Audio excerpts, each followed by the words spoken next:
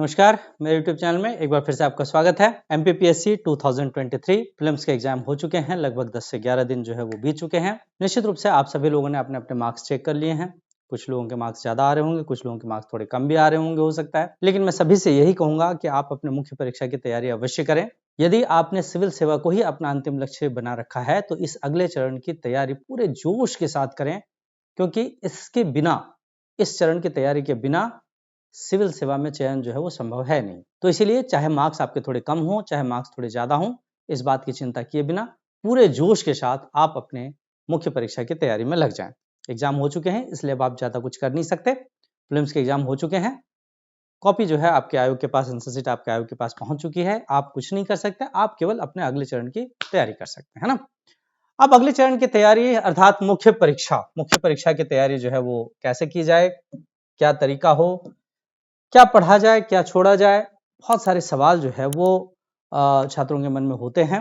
सबसे पहली बात, मैं कहाँ से शुरू करूं, मैं यही सोच रहा था कि मैं मेंस की तैयारी कैसे करें, ये इस बात की शुरुआत कहाँ से करूं। देखिए, मुझे लगता है कि मेंस परीक्षा से पहले जो हमने प्रीलिम्स की तैयारी की है, आप शुरुआत वहां से करें। आपको सुनने में थोड़ा अजीब लग रहा होगा, लेकिन मुझे लगता है कि आज जो मेंस का पैटर्न हो गया, पैटर्न मुझे लगता है आप सभी को पता है क्या है। सिलेबस आप सभी को पता है, मुझे यहाँ बताने की आवश्यकता नहीं है। आप सभी को सिलेबस और पैटर्न पता है, किस किस तरह से जो एग्जाम होंगे, किस तरह से प्रश्न आएंगे, कौन सा प्रश्न कितने नंबर का होगा, उसमें कितने शब्द लिखने होंगे, ये सारी चीजें जो है आपको पता है। मैं मोटी मोटी बात जो है तैयारी कैसे की जानी चाहिए उस पर बात कर रहा हूँ। देखिए, प्रारंभिक परीक्षा में जो कुछ भी आपने पढ़ा है वहीं से जो है आप इसकी शुरुआत करें। जिस भी सब्जेक्ट को मैं उठा लूं, मैं जिसे किसी भी एक सब्जेक्ट को अगर मैं उठाता हूं, जैसे हम लोग जियोग्राफी की बात कर लें, या हिस्ट्री की बात कर लें, या इकोनॉमिक्स की बात कर लें, साइंस की बात कर लें, किसी की भी बात कर लें, जियोग्राफी या हिस्ट्री की बात अगर मैं करूं या अन्य किसी भी सब्जेक्ट की बात करूं, तो आपने जो कुछ भी प्रीलिम्स में पढ़ा है, आप उन सारी चीजों को जो है रिवाइज करें, क्योंकि प्रीलिम्स से ही बहुत सारे प्रश्न जो है वो मेंस में पूछे जाते हैं, है ना। क्योंकि प्रीलिम्स में आपने ऑब्जेक्टिव टाइप क्वेश्चंस के हिसाब से पढ़ा हुआ है। अब बस यहाँ अंतर इतना आ जाएगा कि यहाँ पर जो है आपको एक लाइन में जो है आंसर लिखना है, 50 शब्दों में आंसर लिखना है, 200 शब्दों में आंसर लिखना है, इस तरह से जो है अंतर केवल इतना है। वहां पर ऑब्जेक्टिव था, यहाँ पर सब्जेक्टिव, तो लिखने का तरीका जो है वो कैसा होगा, ये जो है बहुत महत्वपूर्ण होता है। तो जो भी आपने प्रीलिम्स में जो कुछ भी पढ़ा है उसको जो है एक बार फिर से रिवाइज करें, मेंस का सिलेबस देखें और ये देखें कि प्रीलिम्स के कौन से चैप्टर्स जो है वो मेंस में भी शामिल हैं। मुझे लगता है कि चाहे आप हिस्ट्री उठा लें, ज्योग्राफी उठा लें, आप इकोनॉमिक्स, कॉन्स्टिट्यूशन, साइंस कुछ भी उठा लें, हर सब्जेक्ट में आपको प्रीलिम्स का बहुत सारा पार्ट जो है मेंस में भी मिल जाएगा। और वही प्रीलिम्स में जो आपने तैयारी की थी, अगर आपने बहुत अच्छे तरीके से जो है प्रीलिम्स की तैयारी की है, इन डेप्थ तैयारी अगर आपने की है, तो आपको वो तैयारी जो है मेंस में जरूर काम आए। तो सबसे पहली बात जो मैंने आपको बताई वो यही कि आप जो है प्रीलिम्स की तैयारी से जो है वो मेंस की तैयारी स्टार्ट करें। दूसरी बात क्या है? दूसरी बात, लेखन शैली। देखिए, सबसे महत्वपूर्ण चीज जो मेंस के एग्जाम में है वो है लेखन। देखिए, मेंस का एग्जाम जो है, इस मेंस के एग्जाम में, क्योंकि मेंस का एग्जाम जो है सब्जेक्टिव होता है ना, ये जो है वो लिखित परीक्षा है और लिखित परीक्षा में आपकी कॉपी में जो कुछ भी लिखा हुआ है वही एक तरह से आपका आइडेंटिटी कार्ड है, ठीक है, वही आपका परिचय पत्र है। परीक्षक को ये बिल्कुल नहीं पता है कि आप कौन हैं, आप क्या हैं, आप कितने विद्वान हैं, आप कितने डफर हैं, बिल्कुल नहीं पता। इन सारी चीजों का पता वो आपकी कॉपी को देखकर ही लगाता है, आपकी उत्तर पुस्तिका को देखकर ही लगाता है। इसलिए आपकी उत्तर पुस्तिका में जो कुछ भी लिखा हुआ है वो उसी से आपका मूल्यांकन करने वाला है। तो आप अपने लेखन को इस तरह से परिमार्जित करें कि परीक्षक जो है आपको मार्क्स देने के लिए विवश हो जाए। अब लेखन किस तरह से किया जाए? देखिए, लेखन का सबसे सिंपल तरीका यह है कि आप अभ्यास करें, बार बार अभ्यास करें। मैंने पहले भी आपको बताया था, अभी फिर से बता रहा हूं कि जब मैं तैयारी करता था उस समय क्या था, बहुत ज्यादा रिसोर्सेज होते नहीं थे, बहुत ज्यादा पैसे वैसे होते नहीं थे। तैयारी के दौरान सभी छात्रों के पास कमी तो होती ही है, ऐसे ही स्थितियां जो है वो मेरे साथ भी थी। और मैं क्या करता था कि मैं जो है एक साथ बहुत सारे जो है पेपर्स, जो रफ पेपर्स होते हैं, वो मैं ले आता था। मार्केट में जो है बहुत अवेलेबल होते थे, तो जो सबसे सस्ता वाला पेपर होता था वो मैं ले आता था और एक ही क्वेश्चन को जो है जितनी बार मैं लिख सकता था, जितनी ज्यादा अभ्यास एक ही क्वेश्चन को लिखने की कर सकता था, मैं करता था। उस समय जो है 200 शब्दों में प्रश्न आते थे और 600 शब्दों में प्रश्न आते थे। तो मैं 200 शब्दों में और 600 शब्दों में एक ही प्रश्न को जो है बार बार लिखने की कोशिश करता था। यहाँ पर मैं आपको कहूंगा कि यहाँ पर अभी आज का जो फेज है वो थोड़ा सा ट्रांजिशनल फेज है।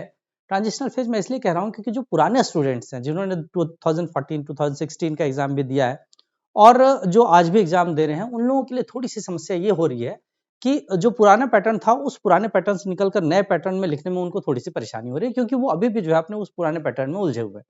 जो नए छात्र आ रहे हैं उनके लिए कोई परेशानी नहीं है, क्योंकि वो तो यही चीज देख रहे हैं, उनको पुराने का कुछ भी नहीं पता।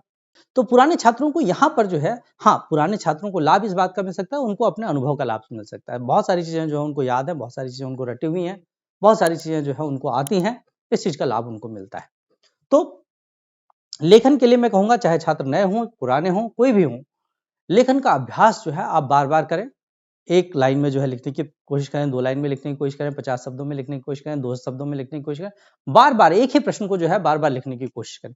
आप जितनी ज्यादा बार लिखेंगे, विश्वास माने, आप जितनी ज्यादा बार लिखेंगे आपकी लेखन शैली उतनी ही ज्यादा परिमार्जित होती रहेगी।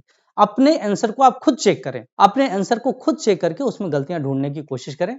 यदि आपके पास कोई अनुभवी व्यक्ति है जिसने एग्जाम दिया हो, जो और यदि कोई सिलेक्टेड हो जो आपकी कॉपी, जो आपकी उत्तर पुस्तिका चेक करने के लिए तैयार हो, तो इससे बेहतर और कुछ नहीं हो सकता। आप अपनी कॉपी उनसे चेक करवाएं, उनसे अपनी गलती नहीं। वर्तनी संबंधी अशुद्धियां जो है लेखन शैली में बहुत महत्वपूर्ण है। वर्तनी संबंधी अशुद्धियां नहीं होनी चाहिए। आपको इस बात का ध्यान रखना चाहिए कि लेखन शैली में किसी प्रश्न का उत्तर जो है वो कैसे देना है। प्रश्न जो पूछा गया है उसी का उत्तर दें, अन्यथा कुछ ना लिखें। ये सारी बातें जो है लेखन शैली में, इन सारी चीजों का जो है वो ध्यान रखना चाहिए। देखिए, मेंस के एग्जाम में, मुख्य परीक्षा में, मैं अगर मोटे मोटे शब्दों में बात करूं तो जो कुछ भी है वो अभ्यास है। वैसे भी जो है कहा गया है, करत करत अभ्यास के जड़ में हो सुजान। तो आप जितनी ज्यादा प्रैक्टिस करेंगे उतनी ज्यादा चीजें जो है आपको आती जाएंगी और एग्जाम में जो है आपको किसी तरह की कोई समस्या नहीं आएगी। यदि आपने किसी प्रश्न को घर पे 2 बार 4 बार अगर लिखा हुआ है और वही प्रश्न अगर आपके एग्जाम में आ जाए तो 150 ग्राम खून आपको बढ़ जाएगा। आपको लगेगा अरे वाह, ये तो क्वेश्चन जो मुझे मैंने लिख रखा है, और वो जो है मतलब वो आपकी लिखने की स्पीड बढ़ जाएगी, आपकी लिखने की क्षमता बढ़ जाएगी। दूसरी बहुत महत्वपूर्ण चीज है समय। देखिए, समय सीमा जो है वो बहुत महत्वपूर्ण चीज है। आपको इस बात का ध्यान रखना चाहिए कि मेंस के एग्जाम में प्रश्न छूट जाते हैं। उन लोगों के प्रश्न छूट जाते हैं जिन्होंने अभ्यास नहीं किया होता है।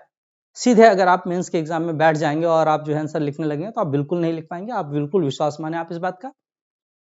और यदि आप अभ्यास करके गए हैं तो जो प्रश्न जो है आपको 4 मिनट में लिखना है, वो हो सकता है कि आप 3.5 मिनट में ही लिख लें, वो हो सकता है कि आप 3 मिनट में ही लिख लें। क्योंकि एक जोश आ जाता है, अगर कोई चीज हमें आती है तो नेचुरली एक जोश जो है हमारे अंदर आ जाता है और हम वो बहुत तेजी के साथ जो है वो लिखने लग जाते हैं। तो आप इस बात का जो है जरूर ध्यान रखें। समय सीमा जो है घर पे ही कैसे जो है आपको, आप किस तरह से जो है अपने टाइम को मैनेज करें कि उस पर्टिकुलर पेपर के सारे क्वेश्चंस आप लिख सकें, इसकी प्रैक्टिस पहले ही घर पे करें।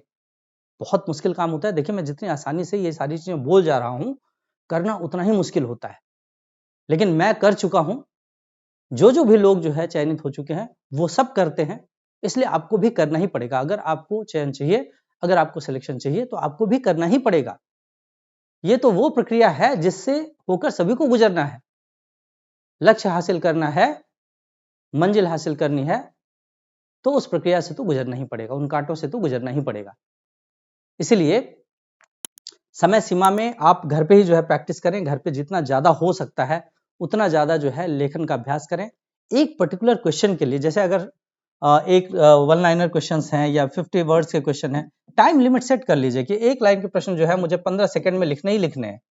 50 शब्दों वाले प्रश्न है तो मुझे भाई 1.5 मिनट में लिखना है या 2 मिनट में लिखना है। जो भी आपने सेट कर रखा है वो बिल्कुल आप उसी हिसाब से जो है वो आप आंसर्स लिखें।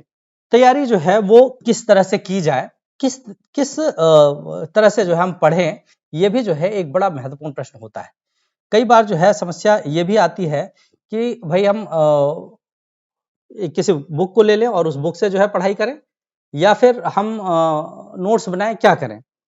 देखिए, मेरा सुझाव ये रहेगा कि आप बुक से, टेक्स्ट बुक जो है वो जरूर पढ़ें, और टेक्स्ट बुक के साथ ही जो नोट्स हैं, कई लोग हो सकता है कोचिंग वगैरह अटेंड कर रहे हों, कई लोग सेल्फ प्रिपरेशन भी कर रहे होंगे। मेरा सुझाव ये रहेगा कि टेक्स्ट बुक जो है आप जरूर पढ़ें। और टेक्स्ट बुक पढ़ने का एक तरीका है कि आप जब कभी भी टेक्स्ट बुक पढ़ते हैं, आप जो मोटी-मोटी चीज़ें हैं उनको अंडरलाइन कर लें। तो जब आप दोबारा उस टेक्स्ट बुक का अध्ययन करेंगे तो आपको जो है वो सारी चीज़ें जो है फिर से पढ़ने की ज़रूरत नहीं पड़ेगी। आप उन्हीं चीज़ों को जो है, जो अंडरलाइन की हुई चीज़ें हैं उनको आप पढ़ेंगे। दूसरी बात एक बहुत महत्वपूर्ण है कि आप अपनी राइटिंग में नोट्स ज़रूर बना लें। देखिए मेरा बिल्कुल मेरा ये मत है कि आपकी अपनी राइटिंग में जो नोट्स बनते हैं, उन नोट्सों को आप जितनी ज़्यादा जो है रिवाइज़ करेंगे, वो चीज़ें जो है आपके दिमाग में छप जाएँगी, आपके दिमाग के किसी कोने में जो है वो चीज़ें बसी रहेंगी। मैंने भी इसी तरह से तैयारी की थी, मैंने भी जो है अपना एक नोट्स बनाया था, आज भी जो है वो नोट्स सुरक्षित हैं। और कई बार तो ये याद हो जाता है कि हाँ, इस पेज पर जो है ये लिखा हुआ था, इस पेज के बाद ये आने वाला है। क्योंकि हम उन चीज़ों को इतनी बार पढ़ लेते हैं, उन नोट्स को हम इतनी बार पढ़ लेते हैं कि वो चीज़ें हमें रट जाती हैं। तो आप एक अपना नोट्स जो है, अपने शब्दों में जो है लिखे हुए नोट्स जो है, वो ज़रूर बना लें। एक सिनॉप्सिस भी जो है, हर क्वेश्चन का एक सिनॉप्सिस भी जो है, एक मोटा-मोटा आउटलाइन जो है, वो ज़रूर बना लें, जो कि एग्ज़ाम के समय काम आता है। तो ये भी जो है एक फ्रूटफुल होता है जब आपका एग्ज़ाम जो है पास होता है। तो जल्दी-जल्दी रिवाइज़ करने के लिए जो है, जल्दी-जल्दी से जो है हम चीज़ों को जो है समराइज़ कर लें, उसके लिए जो है ये ज़रूरी होता है ना? तो मेरे अनुसार जो है आप किताबों से पढ़ने के बजाय आप अपना एक नोट्स जो है ज़रूर प्रिपेयर करें, जो आपका एक बेस नोट्स होगा। तो एक बेस नोट्स ये जो है मैं कहूँगा कि ये ज़रूर जो है बना कर रख लें आप। दूसरी चीज़ आप जब कभी भी पढ़ते हैं तो नेक्स्ट डे जो है हमें क्या प्रिपेयर करना है, नेक्स्ट डे जो है हम कौन-सा चैप्टर हमें पढ़ना है या किस टॉपिक की तैयारी करनी है, उसको आप पहले ही डिसाइड कर लें। और जो कुछ भी आप डिसाइड करते हैं उसमें लक्ष्य बहुत बड़े ना रखें, ये ना रखें कि कल तो साहब ज्योग्राफी फिनिश, कल जो है हिस्ट्री फिनिश या ancient history finish, medieval history finish, ऐसे बिल्कुल ना रखें। छोटे-छोटे लक्ष्य निर्धारित करें, क्योंकि जब आप बड़े लक्ष्य निर्धारित करते हैं और उनको हासिल नहीं कर पाते हैं, तो एक फ्रस्ट्रेशन होता है। इसीलिए लक्ष्य जो है हमेशा छोटे-छोटे रखने चाहिए, ताकि लक्ष्य जो है हासिल कर सकें। ऐसे लक्ष्य जो है बिल्कुल नहीं होने चाहिए, जो हम हासिल ही ना कर पाएँ। तो छोटे-छोटे लक्ष्यों को हासिल करके उन लक्ष्यों को छोटे-छोटे लक्ष्य निर्धारित करके उन लक्ष्यों को हासिल करने की भरपूर कोशिश करनी चाहिए। तो लक्ष्य निर्धारण जो है वो बहुत इम्पोर्टेंट चीज़ है। पहले ही जो है आप लक्ष्यों का निर्धारण कर लें और उन्हीं लक्ष्यों को प्राप्त करने की कोशिश करें। उससे जो है इधर-उधर भटकाव की स्थिति जो है वो नहीं होनी चाहिए। तो एक चीज़ तो जो है ये है। चौथा, आप सभी लोगों का जो है कहीं न कहीं आप जो जहाँ पढ़ रहे हैं, आपका एक रूम होगा, जिस रूम में जो है आप पढ़ रहे हैं, जिस टेबल पे आप पढ़ रहे हैं। अधिकांश लोग जो है ये करते हैं कि भई बहुत सारी किताबें जो है एक जगह इकट्ठी कर लेते हैं, बहुत सारे नोट्स एक जगह इकट्ठी कर लेते हैं। ज्योग्राफी पढ़ रहे हैं तो यहाँ के भी नोट्स, वहाँ के भी नोट्स, वो बुक, ये बुक, है ना? ये यूट्यूब भी और फलाना और बहुत सारी चीज़ें जो कर लेते हैं। ये ऐसा बिल्कुल ना करें। मैं आपको सुझाव यही दूँगा कि ये जो कुछ भी करना है आप बहुत पहले कर लें और अपना एक बेस नोट्स जो मैंने आपको बताया, यही जो है बनाकर और टेबल पर जो है केवल वही हो। बहुत सारी किताबें जो है नहीं फैली हों। टेबल पे उसी चीज़ को जो है आप पढ़ें और विश्वास रखें कि वो चीज़ जो हमने बनाई है वो बिल्कुल अच्छी है और उसी को बार-बार जो है उसी को बार-बार जो है आप प्रैक्टिस करें। आप ये बिल्कुल ना करें कि बिल्कुल जो है कमरे को पूरा फैला दिया हमने, है ना? बहुत सारे छात्रों को जो है देखता हूँ आजकल फ़ेसबुक पे भी जो है लोग ऐसे जो है पोस्ट डालते हैं, बहुत सारी जो है किताबें फैली हुई हैं, लगे कि हाँ, हम पढ़ रहे हैं। अरे दूसरों को जो है अगर ये लग भी गया कि आप पढ़ रहे हैं तो उससे क्या हो जाएगा? सिलेक्शन हमें चाहिए, दूसरों को नहीं चाहिए। दूसरों को दिखाने से जो है कोई लाभ नहीं है। सोशल मीडिया पर आजकल बहुत सारे ऐसे छात्र अपने पोस्ट जो है इस तरह से जो है डालते हैं। इन सब चीज़ों से बचना चाहिए। मुझे तो लगता है कि सोशल मीडिया से भी बचना चाहिए, क्योंकि सोशल मीडिया जो है वो ज़्यादा से ज़्यादा भ्रम ही उत्पन्न करता है। उससे बहुत ज़्यादा जो है लाभ तो होने वाला नहीं है ना? ख़ैर, आप बहुत ज़्यादा जो है किताबों को फैला कर ना रखें, एक अपना बेस नोट्स रखें और उसी से जो बहुत महत्वपूर्ण चीज़ ये है कि आप पुराने वर्षों के जो पेपर हैं, इनको हल करें।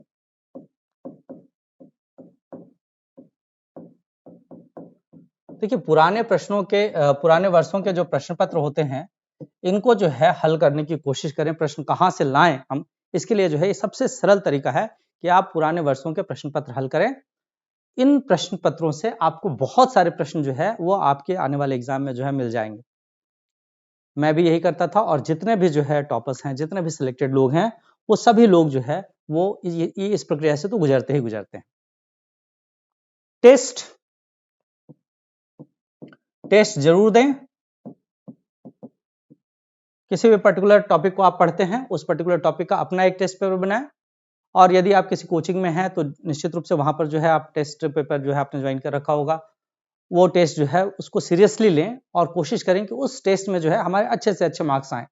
देखिए जितने अच्छे मार्क्स आपके जो है टेस्ट में आएँगे, उतना ही अच्छा मार्क्स जो है वो आप एग्ज़ाम में हासिल कर पाएँगे। टेस्ट को जो है बिल्कुल भी लाइटली ना लें, टेस्ट को जो है सीरियसली लें और जो भी टेस्ट दे रहे हैं उसको बिल्कुल उसी प्रकार से दें जैसे आप एग्ज़ाम दे रहे हो। तो टेस्ट जो है वो ज़रूर दें, लगातार जो है आप अपने आप का इवैल्यूएशन करते रहें। टेस्ट में जो कुछ भी आपने लिखा है उसको खुद चेक करें और देखें कि उसमें किसी तरह की कोई कमी तो नहीं रह गई, उसमें किसी तरह का कोई समस्या तो नहीं रह गई है। अब बात यह है कि कितना पढ़ें? ये एक बहुत मिलियन डॉलर क्वेश्चन कह सकते हैं हम। कई सारे लोग जो चयनित हो जाते हैं वो जब नए छात्रों को जो है सीख देते हैं तो उस समय जोश-जोश में क्या जाते हैं कि मैं 15 घंटे 17 घंटे पढ़ता था, है ना? तो देखिए मैं कहता हूँ कि आप उतना पढ़ें जितना आपका दिमाग बेयर कर सके, जितने में आपको कोई एग्जर्शन ना हो। क्योंकि यदि आप ज़बरदस्ती में जो है पढ़ रहे हैं, आपका पढ़ने का मन है नहीं और आप ज़बरदस्ती में अगर पढ़ रहे हैं, तो उसका कोई लाभ नहीं होने वाला है। पढ़ाई का सबसे बेहतर तरीका क्या है या पढ़ाई का सबसे बेहतर समय कौन-सा है? ये आपके स्वयं के ऊपर निर्भर करता है, आपके व्यक्तित्व के ऊपर निर्भर करता है।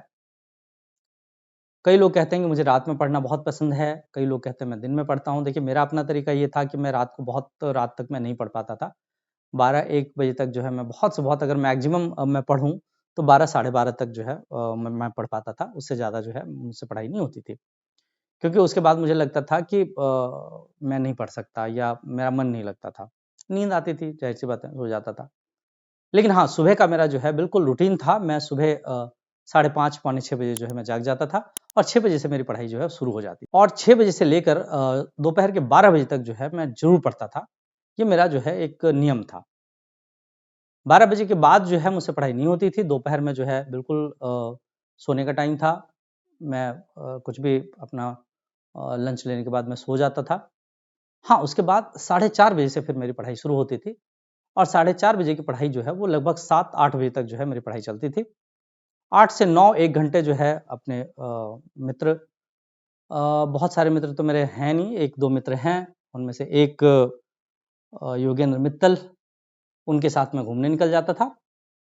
आजकल वो भी सिलेक्टेड हैं, लेकिन उन्होंने नौकरी छोड़ दी। अब चार्टर्ड अकाउंटेंट हैं, उनके साथ जो है मैं पढ़ता था, हम घूमने निकल जाते थे। हाँ, फिर 9 साढ़े 9 बजे से हम लोगों की पढ़ाई फिर शुरू हो जाती थी और लगभग 12 सवा 12 बजे तक जो है मैं पढ़ता था।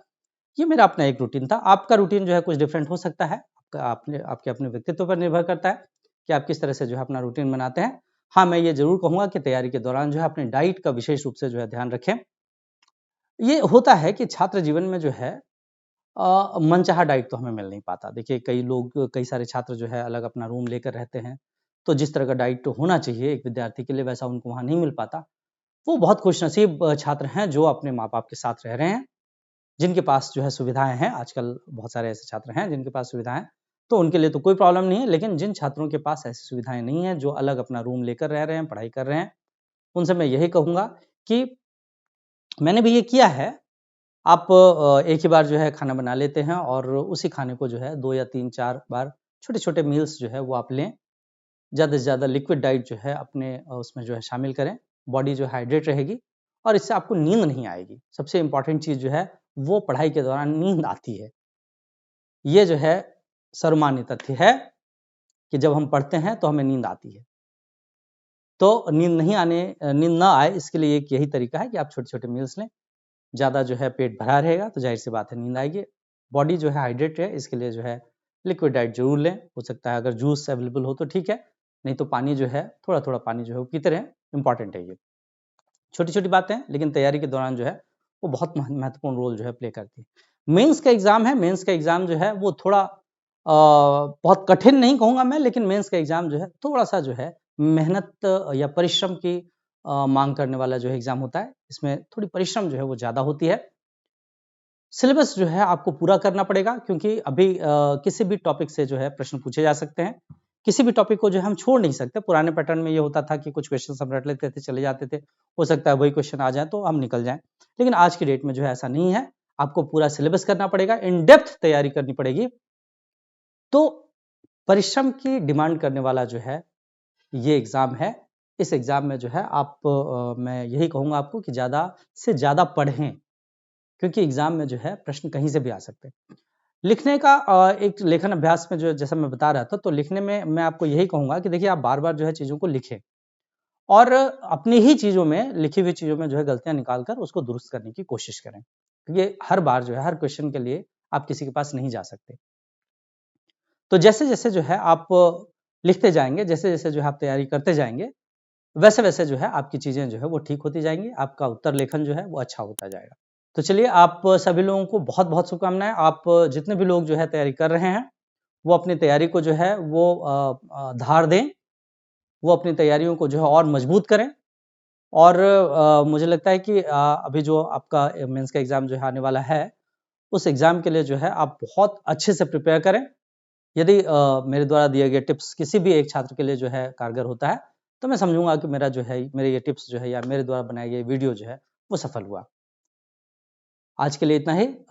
अगले वीडियोज में जो है मैं मेंस की तैयारी जो है वो स्टार्ट हम लोग करेंगे, और मेंस की तैयारी में जो है हम जियोग्राफी से स्टार्ट करेंगे। देखिए जियोग्राफी में जो है क्या क्या चीजें हैं, अभी से लेकर मेंस तक का मुझे लगता है 75-80 दिन का समय जो है हमारे पास है अभी, है ना। मे बी कि थोड़ा ज्यादा हो, तो मैं कोशिश करूंगा कि इन पूरे दिनों में मैं मुख्य परीक्षा से संबंधित जितना भी आपका सिलेबस है, उस पूरे सिलेबस को जो है कवर करने की कोशिश करेंगे हम। मैं कोशिश करूंगा कि ज्यादा से ज्यादा जो है सिलेबस मैं आपका जो है वो कवर करवा सकूं। एक सिलेबस, एक एक टॉपिक जो है हम अगर मेंस में मैं आपको एक टॉपिक जो है अगर करवाता हूं, तो उस टॉपिक से रिलेटेड क्या प्रश्न बन सकते हैं, छोटे प्रश्न क्या बन सकते हैं, लघु उत्तरीय क्या बन सकते हैं, दीर्घ उत्तरीय क्या बन सकते हैं, वो सारे भी जो है मैं एक साथ जो है आपको लिख कर दूंगा। छोटे छोटे जो प्रश्न हैं वो एक साथ में जो है कोशिश करूंगा कि एक साथ बहुत सारे छोटे छोटे प्रश्न जो है मैं आपको अभ्यास के लिए दे दूं, ताकि आप जो है अपना अभ्यास जो है वो बेहतर तरीके से कर सकें। तो मिलते हैं एक और बहुत बेहतर से क्लास में, जिसमें हम मुख्य परीक्षा की तैयारी शुरू करेंगे। आज के लिए इतना ही। थैंक यू, धन्यवाद।